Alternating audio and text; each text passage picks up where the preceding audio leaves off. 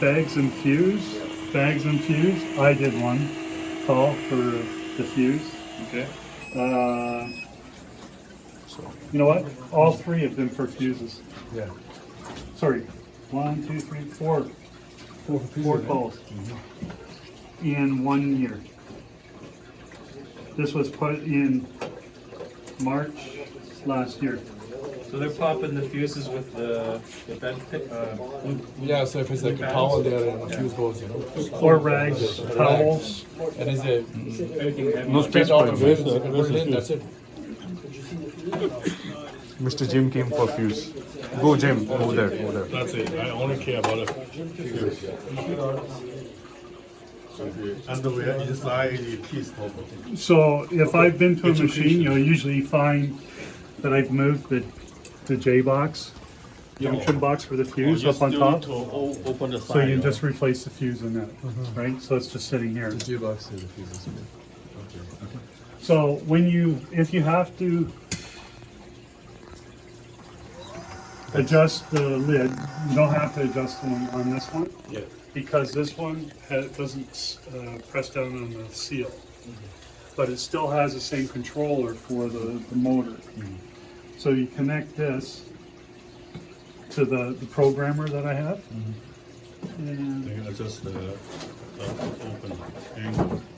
No, just to increase the pressure. Is the seal pneumatic? It Leaks. expands. no, it's linear actually, linear motor. Linear. So the seal will be a little better. That's all. But a lot of times you don't have. Oh, this one is here.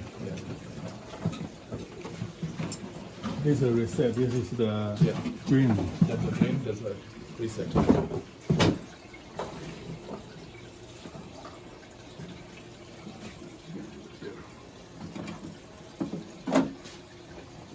Oh, they have both sides?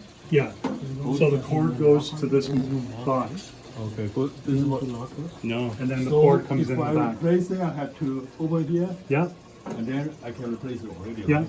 Okay, and it's just a twist lock. no need to open the No. side. Okay. But like on the one downstairs, you'd have to open the side to get to the, Listen, you The J already box. have this one and the two side. yes, yeah, all of them. So this fits on, So connect to this it's one. keyed, To that connector, yeah. yeah.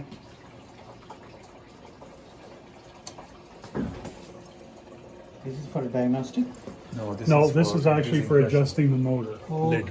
the lid motor. So you come up with, it says load and edit. You press select, and you have 14 parameters. But this is the point where It gets confusing. Okay, if you get to putting this on, call me. okay. Or call anybody in tech support. We're gonna go through and we're gonna ask you, did you clean your vent? Is the vent clear all the But- way down? You have this one, you don't have, right? Okay, so John, how many parameters? parameters this has? You can set 1 to 17. There's 17 parameters, but only 14. What is this, one. like 35 to 100? It's just, this one here, it has to be set for 100 or it won't work at all. Okay. Okay. Okay, they all have rationale, but to explain what all 17 do for you doesn't mean anything. So what's It's the, all how fast it goes, how much torque it has, but 14 is the only one you're going to want to okay, do. so- So then you go up to You go to 14 14, yeah? Okay. here, That's and about it's set two- for 250. Yes. If I bring the value down, it's going to come down tighter.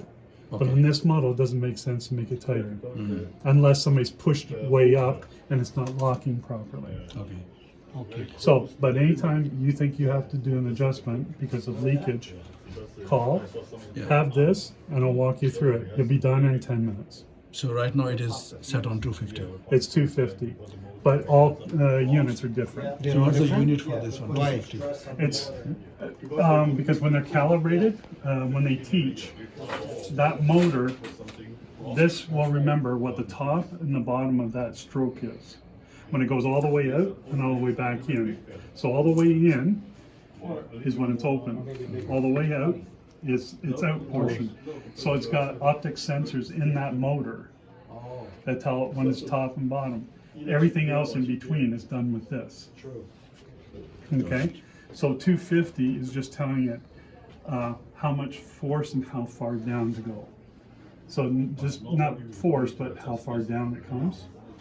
So that's in distance. So it's counting the linear actuator, how much stroke it is, right? So how do you think it's been used that often This one? to This, adjust this thing? no, Which one? This no, one? no, this one's fine, other than Yeah, this no, displays. Yeah.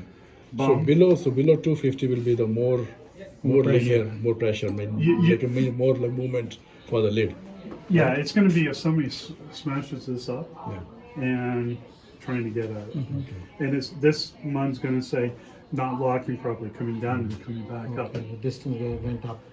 Yeah, Somebody because pushed they it. pushed it back up. So value Sometimes people have pushed down on it. Why? To make it quicker. But I know definitely when they're pushing it up is they're trying to stop it so they can get this stuff out. See, if they had a shut-off switch, they'd be able to kill it. Kill it quickly. Yeah. But these, they're difficult because they have to twist it. It's not a pull-out plug. It has to be a twist lock because it's so close to a water source, and you cannot put it on a GFI. Right? So no GFI on these, and you don't have them either, right? They just have an e-stop. Yeah. So you can put that same on here as well. Just put it above or below, put it on the same panel. All right. And I can see this one's been in an alarm state for some time. This is normally black. So when it's going white, it's just the transistor's been hot on it. So this display, I presume, has been damaged because of this. It's hot. Yeah.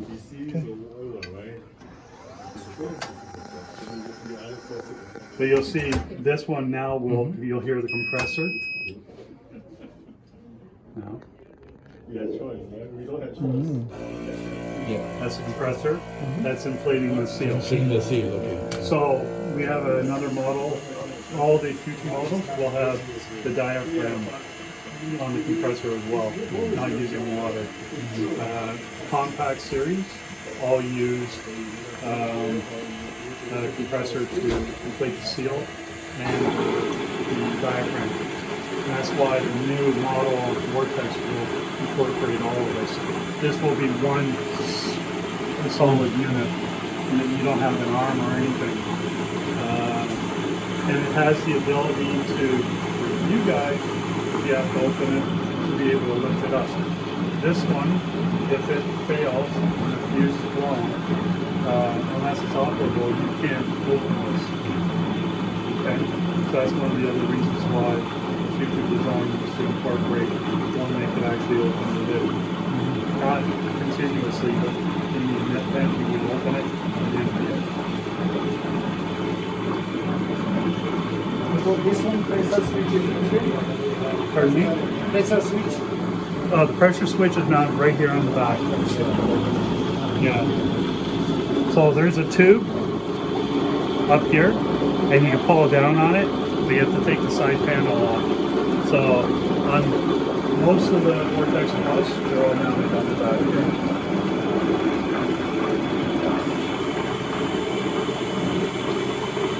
Your vent seems really clear because I can hear it. If you hear that hiss, it's sucking air in, so you know it's going down. So, like I said, when if you do a PM on these, you'll never have to be batching the stuff out to change the diaphragm. So if you change the diaphragm every 2 years, you should be golden. Not golden, sorry. When you do the PM, you just go through, run a cycle, you can see how much water's in it.